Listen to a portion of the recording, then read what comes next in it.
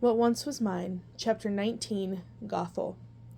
Of course, she didn't travel 2 days to the town on the sea that had the shells that produced the special matte shining white pigment Rapunzel wanted, but she did know less than a third of the way there was often stocked the white paint and sold it to traveling merchants.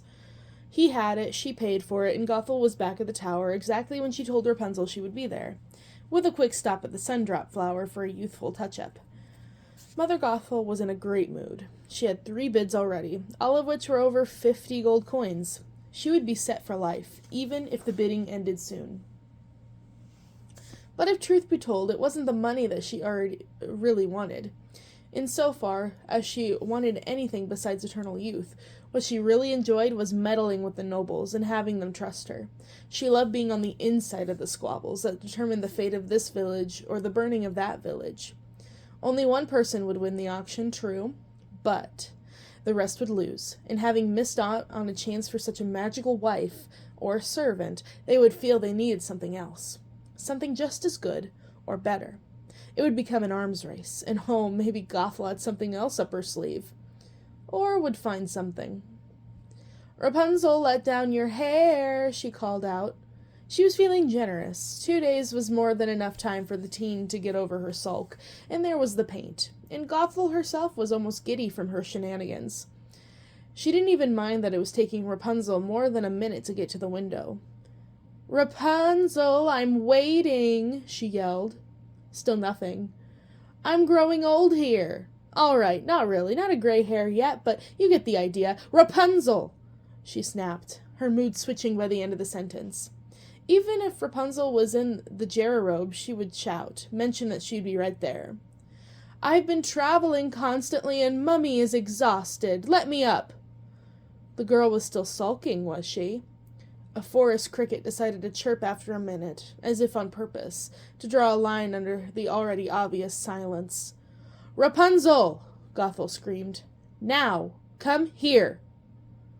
Not once did it occur to her that there might be anything wrong with Rapunzel, even though damaged goods might affect her auction. Rapunzel was 19 and healthy. She had none of the sorts of fits or hemophilia that often affected those of noble birth, and her monthly bloods were not unduly painful. Gothel didn't even have a moment of panic that her daughter might have slipped on the overly polished floors, or knocked herself out, or accidentally stabbed herself on the chef's knife, or been poisoned by a rare but not unheard of fungus that grew on wheat and caused those who consumed it to dance themselves to death. No, Gothel thought none of these things, only that she, Mother, was being kept waiting, probably for some selfish or stupid reason of her useless little wards. "Rapunzel, you have until the end of the deep, calming breath I'm about to take to show yourself or answer me." Gothel took that breath, but poorly if anyone had been around to notice, through her mouth and quickly making more noise than actually letting air in.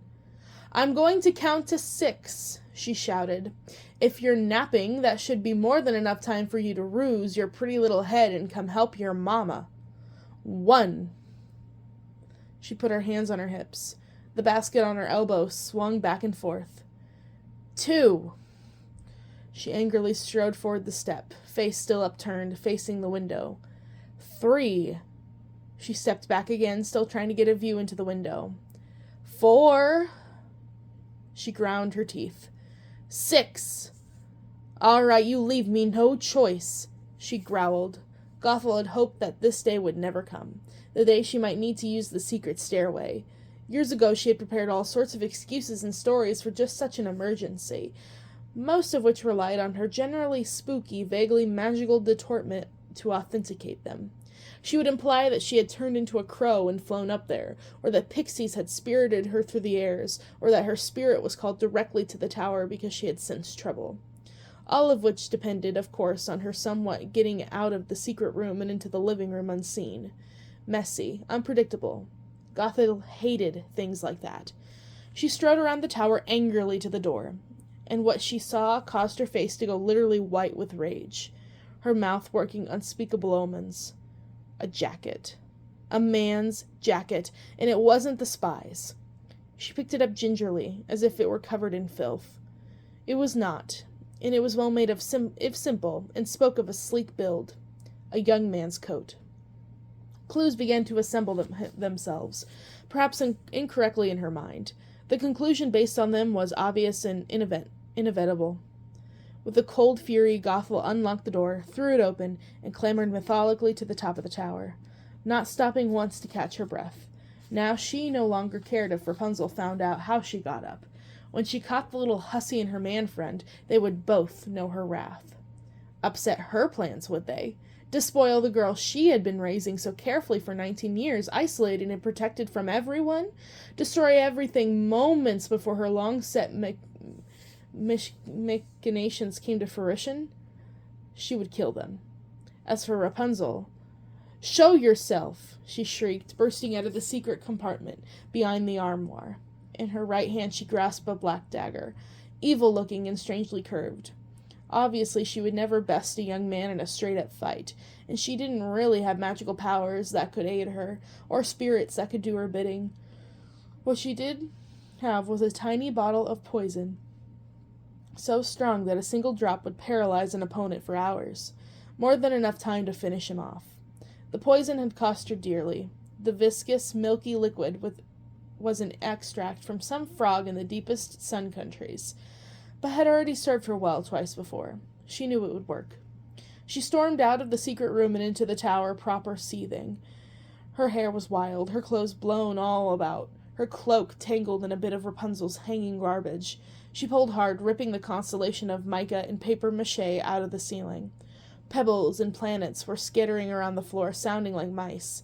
Gothel roared in frustration. She was terrifying, a lioness protecting her cub. All right, not exactly. But in the end it didn't matter. There was nothing. No amorous people, no Rapunzel, no prince, not even a random and curious looky-loo. "Rapunzel!" she screamed. But no one answered. She was gone.